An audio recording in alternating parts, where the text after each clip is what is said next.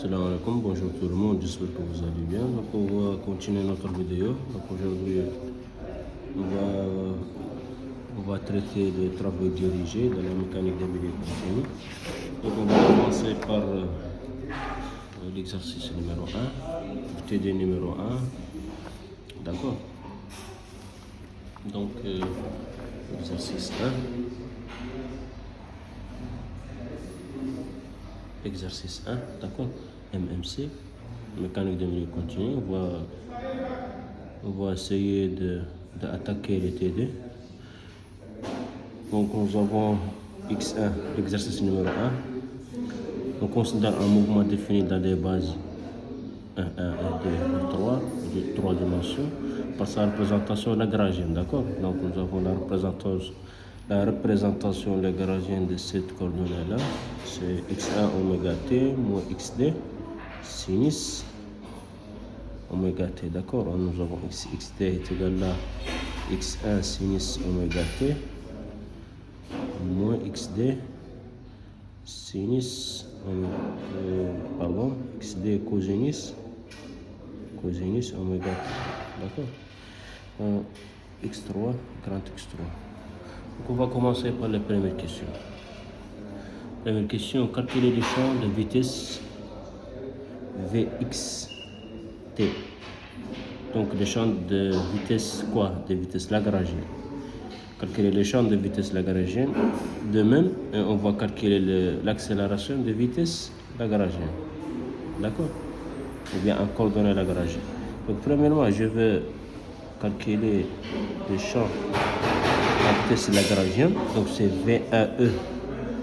Donc par définition, le champ de vitesse lagrangienne est égal à quoi?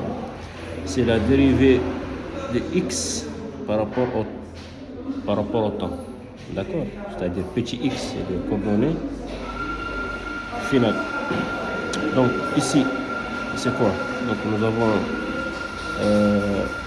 comme nous avons ici cosinus x, pardon, nous avons ici sinus x, ici c'est moins sinus x, ici c'est cosinus x, ici c'est moins cosinus x, d'accord. Donc comme vous savez, nous avons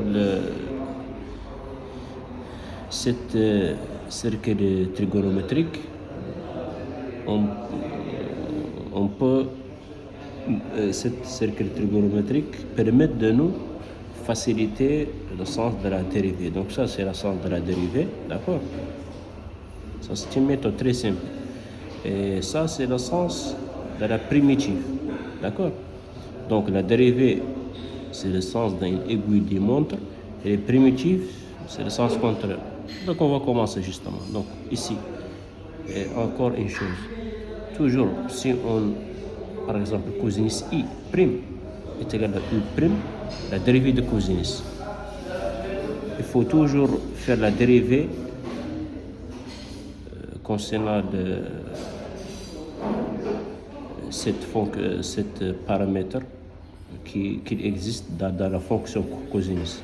Donc il faut faire des primitives, après il faut mettre la dérivée de cosinus. Donc on va commencer. Donc ici la dérivée c'est quoi? C'est x1, la dérivée de oméga t c'est oméga, d'accord. La dérivée de cosinus c'est moins sinus, d'accord. Donc moins sinus oméga t, d'accord. Donc la dérivée de sinus c'est quoi? C'est cosinus, donc moins xd oméga, d'accord, cosinus oméga t. Nous avons v de e est égal à quoi? Donc la dérivée de sinus c'est cosinus, donc c'est x1 oméga, et ainsi la dérivée de oméga t c'est oméga, donc x1 oméga cosinus oméga t, d'accord, moins, donc ici la dérivée de cosinus c'est moins sinus, donc moins xd oméga sinus oméga t, d'accord, c'est ça. Et v3e, la dérivée de ça c'est 0, parce que x3 ne dépend pas du temps. Donc c'est ça la vitesse lagrangienne, d'accord. Donc on va partir vers la deuxième question. La deuxième question c'est c'est l'accélération lagrangienne. D'accord? L'accélération lagrangienne. C'est égal à quoi? C'est la dérivée d'accélération lagrangienne par rapport au temps, grand xt. D'accord? Donc on va faire, donc c'est ça en fait. Donc c'est un dérivé de les coordonnées. Ça c'est les coordonnées pour l'accélération lagrangienne. Donc ça c'est égal à quoi? Tout simplement c'est oméga carré x. Ça c'est la même façon. Donc oméga cosinus oméga t. Justement il faut faire la dérivée. Plus oméga carré x2 sinus oméga t. D'accord? Et ici de e égal à quoi? Égal à moins oméga carré x1 sinus oméga t moins oméga carré xd cosinus oméga t. D'accord? Et l'accélération lagrangienne 3 est égale à 0. D'accord? Donc tout simplement, vous avez appliqué la relation de l'accélération lagrangienne est égale à quoi? Pardon, ça c'est pas très clair. L'accélération est égale à quoi? C'est la dérivée de la vitesse lagrangienne. Bien sûr, c'est lagrangienne. Donc c'est la dérivée de la vitesse lagrangienne par rapport au temps. D'accord? Et c'est ça, on va trouver les coordonnées pour l'accélération lagrangienne. Les trois coordonnées, puisque on travaille sur les trois dimensions, dans les bases 1, 2, 3. D'accord? Donc on va continuer.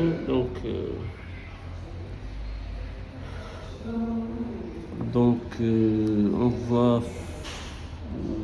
concernant la deuxième question numéro 2. Donc il a demandé d'exprimer les coordonnées initiales à partir des coordonnées actuelles. Donc c'est quoi les coordonnées initiales? Parce que c'est très important, gars, de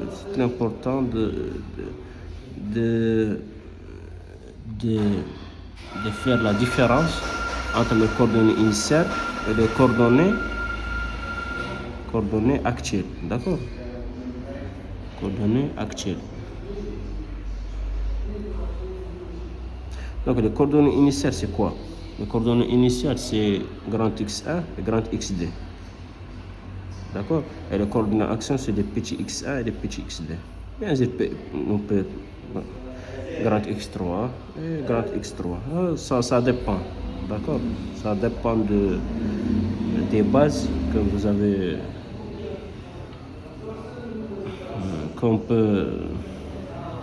Ça dépend de la base que l'exercice va demander.